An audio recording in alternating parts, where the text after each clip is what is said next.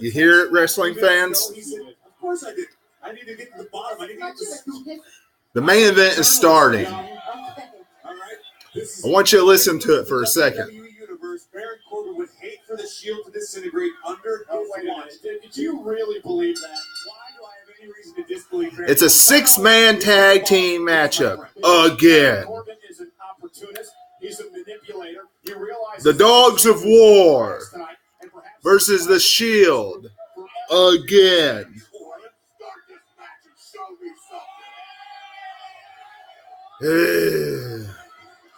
That's enough of that garbage. All right, wrestling fans. All right, guys. Welcome to your Monday Night Raw review. I'm not watching the rest of Monday Night Raw. It is 9:48, and I have zero interest in this main event. How many times do we have to see the same 6-man tag team matchup in the main event? The same match. How many times now? Saw the same thing last week. Numerous. Saw the whole same thing. Leading into the Super Showdown. Excuse me. This is ridiculous. I understand. You are building towards Crown Jewel.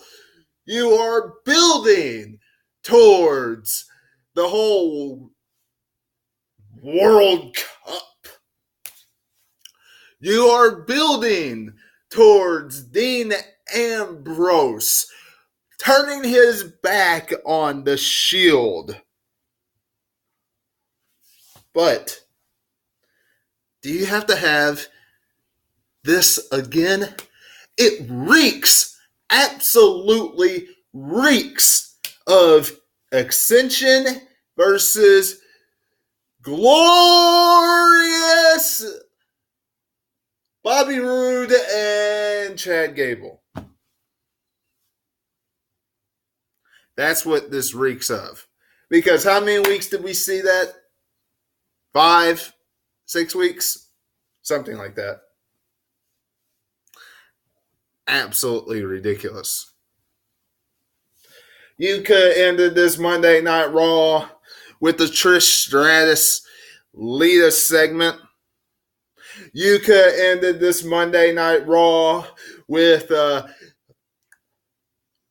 Dolph Ziggler and Dean Ambrose segment.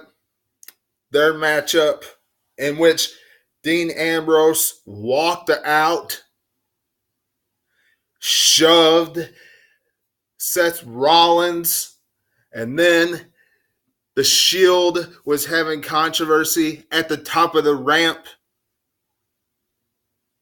You didn't have to have the 6-man tag team matchup. Change things a little bit. Chances are, by the end of this main event, you're going to see some friction within the Shield again. Why does WWE have to be complacent? And no, I don't want to hear the fact that Monday Night Football's on. I don't want to hear the fact that, MLB playoffs are on. And I don't want to hear the garbage come out of your mouth that we had to get Roman Reigns and Braun Strowman in a matchup in the main event. They were doing fine in their roles tonight, telling Dolph Ziggler and Drew McIntyre to go out there and show themselves, prove themselves to the group They were doing great in their roles tonight and trying to bring this Shield back together and get them on the same page. That was good for their roles. They did not have to be in a 6-man tag team matchup again in the main event.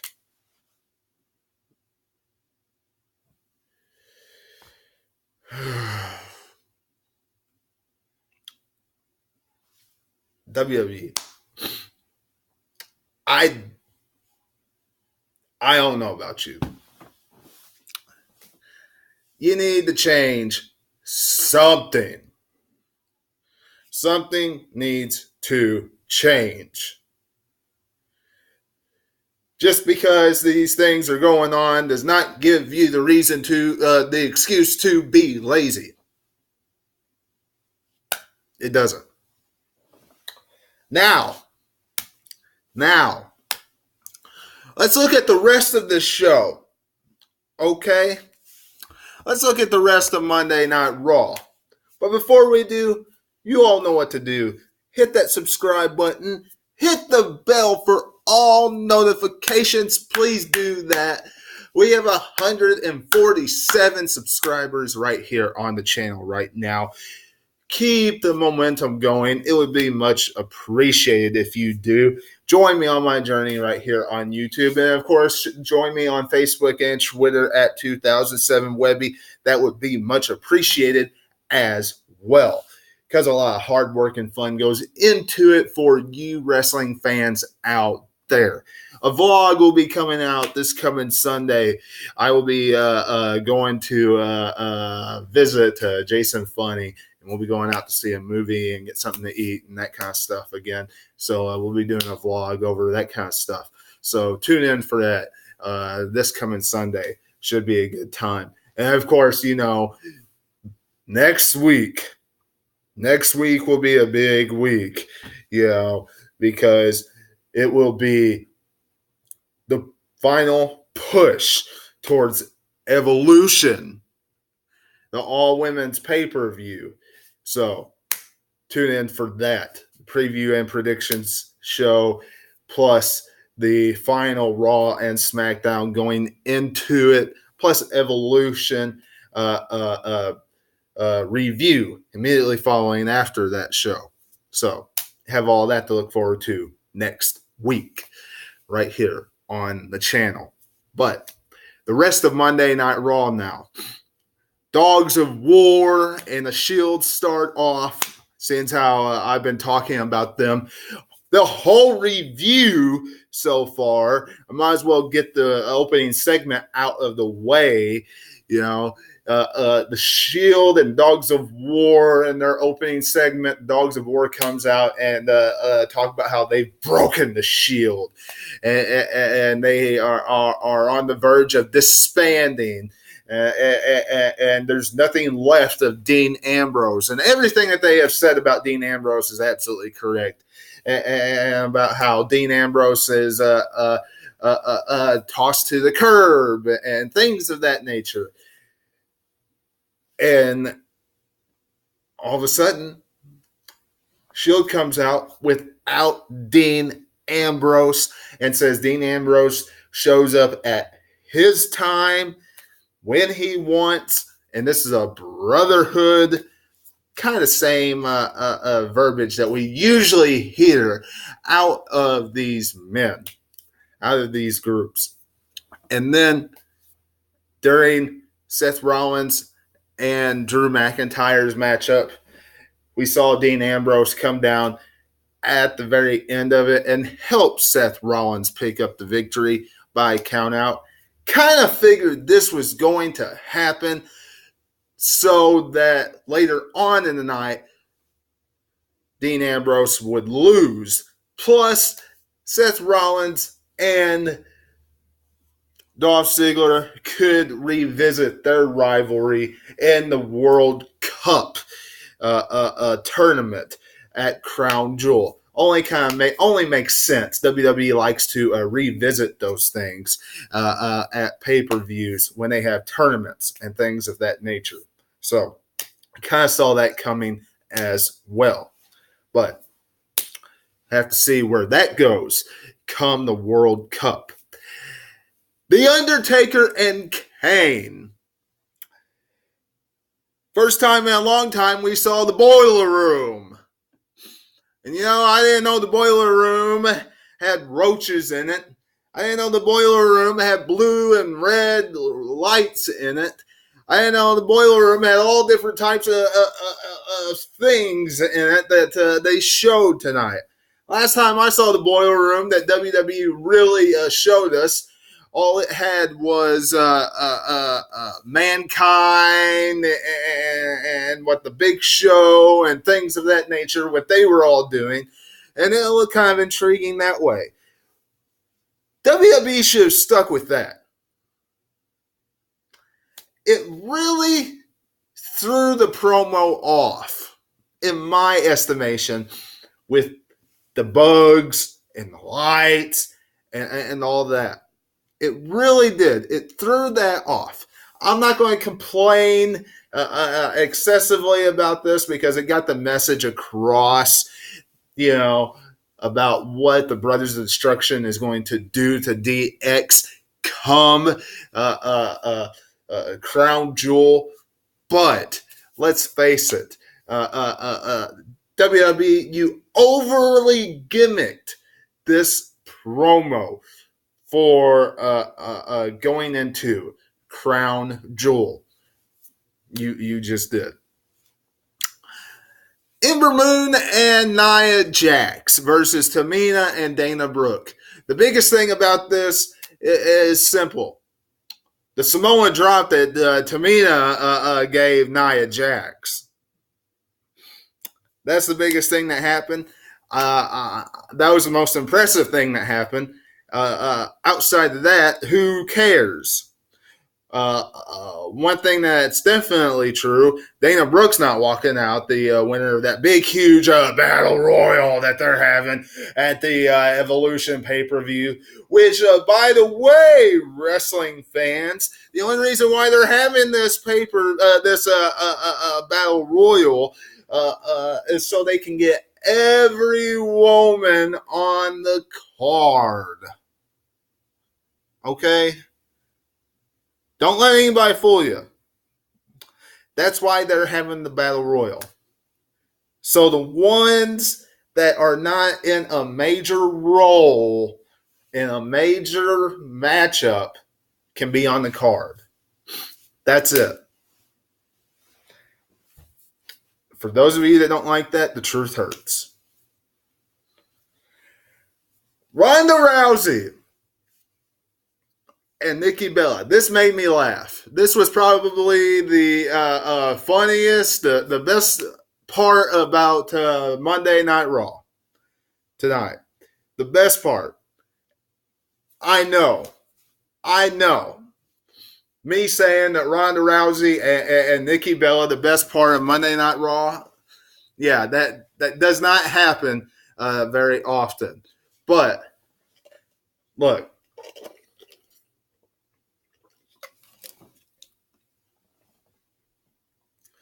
When they were cutting that promo back and forth, and Ronda Rousey was told she hasn't done anything in the WWE, and Nikki Bella and Brie Bella has done more with the Divas division and with the Bella brand and all this different types of stuff. And Ronda Rousey said, the only door that you've knocked on is John Cena's door. And you've buried the Divas division and a laundry list of other things that Nikki Bella has done. That made me laugh. I'm just going to be honest.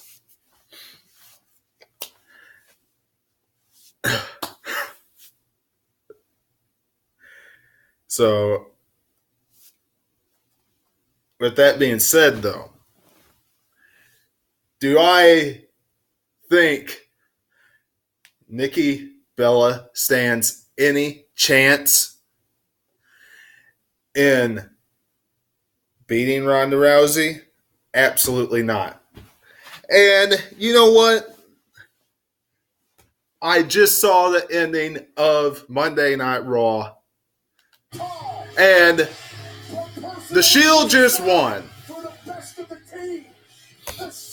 The Shield just won, wrestling fans. With a triple power bomb to Dolph Ziggler. All it takes is a big time win, a couple of cold beverages afterward to get back on the same page with your partner. Oh, now you're back on the Shield bandwagon. So, I'm just calling it like I see it. I'm not biased journalist. So now, wrestling fans, they're making it out where Dolph Ziggler is going to possibly have more friction about getting kicked out of the Dogs of War. As a matter of fact, here comes the pack right here. Here comes the pack. Here it comes. Uh-oh. These heads. Here it comes. Get these heads. Get these heads.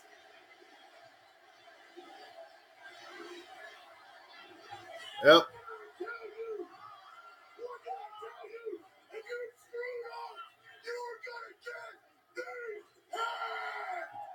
Ziggler's opening is in all kinds of trouble. Braun Strowman setting up Mizic with a massive power slam. Oh. McIntyre, and that one was on purpose. The first was accidental. That one was on purpose. Drew McIntyre has had enough. The Scottish Terminator just flattened the monster among men. There was nothing inadvertent about that. Drew McIntyre, Monster Hunter. We made a lot about the Shield and the cracks formed here tonight. But guys, did we just see the dissolution of McIntyre? Whatever. There you go. You just heard the ending of Monday Night Raw. Whoop-de-doo. That's what I gotta say. But you know what? I still think the Shield is sooner rather than later going to be disbanded by the hands of Dean Ambrose. They just are. Now, Finn Balor and the modern day Maharaja Shanti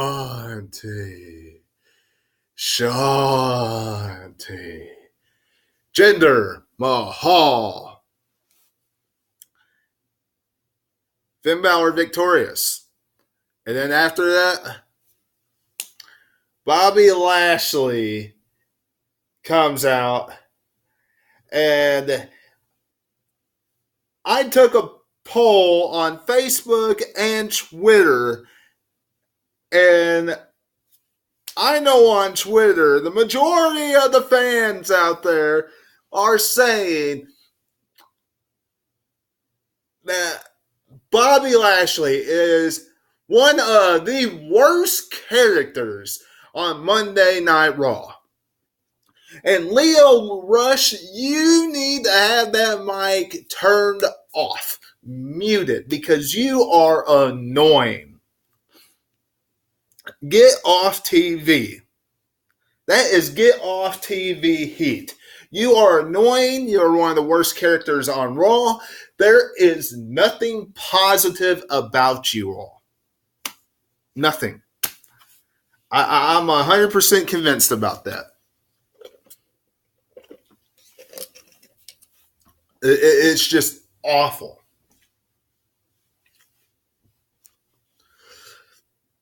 Bobby Lashley. Garbage.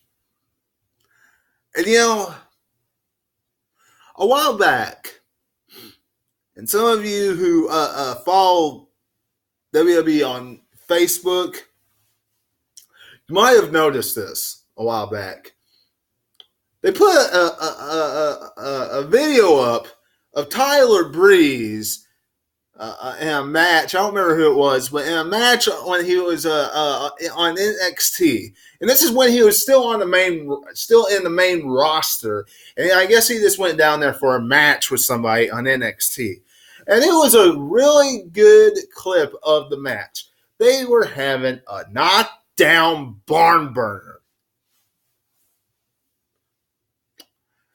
And then the next week he comes up here and he, poof, jobber. Jobs. Absolute nothing. It's ridiculous what they do to him. One of the best talents WWE has as far as in ring. He could be utilized so much more than what he is. It's a shame. He's wasted away.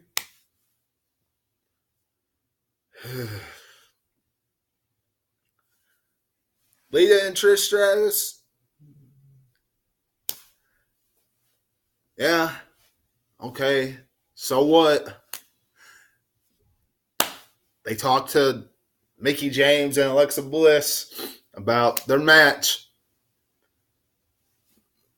I wasn't too excited about it. Quite frankly, I was playing Uno on Facebook while it was going on. I barely paid attention to it. All that they mentioned was that Trish and Lita was not prepared, and that they were having practice. How in the world are you going to beat us when you don't have any practice? When you can make a name for yourselves by beating 2 Hall of Famers. That was the garbage that they mentioned. Now, as I said before, I would have much rather seen that in the main event than the Shield versus the Dogs of War in a 6-man tag again. But WWE creative, WWE story writers for you. Kurt Angle versus AOP. Kurt Angle apparently is back on TV, but he's on vacation. Has his button-up T-shirt on, like he's in the tropics or something. And goes up to Baron Corbin, and Baron Corbin's like, yeah, you have a match. You thought you were real slick, real smooth, real sly. Well, you have a match with AOP in a 2-on-1 handicap match. Okay. Some of you are like, oh, well, the AOP is just going to be fed to Kurt Angle at night. Do you honestly think they're going to feed AOP to Kurt Angle? Did you honestly think they were going to do that? No. Absolutely not. They fed some jobber to AOP. When are they going to put AOP in something important? They're having AOP do all this damage and chaos and carnage, right? Put him in something important. Then Kurt Angle, Olympic slams, Baron Corbin. No question. This is headed for a head-on collision at the Survivor Series. rumors definitely are going to be true. Natalya versus the Riot Squad. Biggest thing that came out of Ruby Riot versus Natalya was Sasha Banks returning.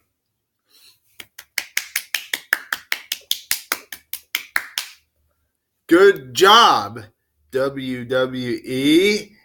A lot of people thought that Sasha Banks was going to be gone, away from Evolution, away from anything from WWE for quite some time because of reports, things of that nature. A report also came up that she was cleared to compete. And now, most assured she is, because she went in there and she took some bumps and things like that tonight when they got into that brawl. Now, what's sad about it is Sasha Banks is being lowered enough that she is, without a shadow of a doubt,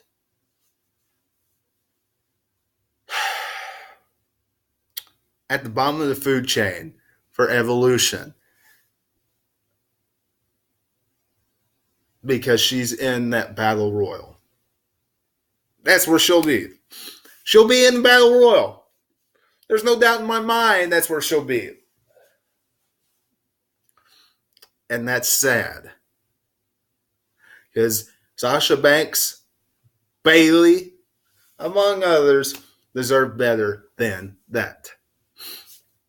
And finally, Elias and Apollo Crews. And that's all I have to say about that. And that is Monday Night Raw. I hope you enjoyed this review. If you did, please leave me a thumbs up. Share this. Don't forget to do everything I mentioned at the beginning of this podcast, which is subscribe and, of course, hit the bell. And, of course, go back and watch anything you missed last week. That is live on the channel right now. Plus, tune in tomorrow for SmackDown Live 1000 review. Should be exciting night. Return of Rey Mysterio, Undertaker on SmackDown, Evolution on SmackDown, amongst everything else. Should be a good night of wrestling for us. That's what I'm hoping. Now, until I see you again, this is Webby, and I'll catch you on the other side. Talk to you.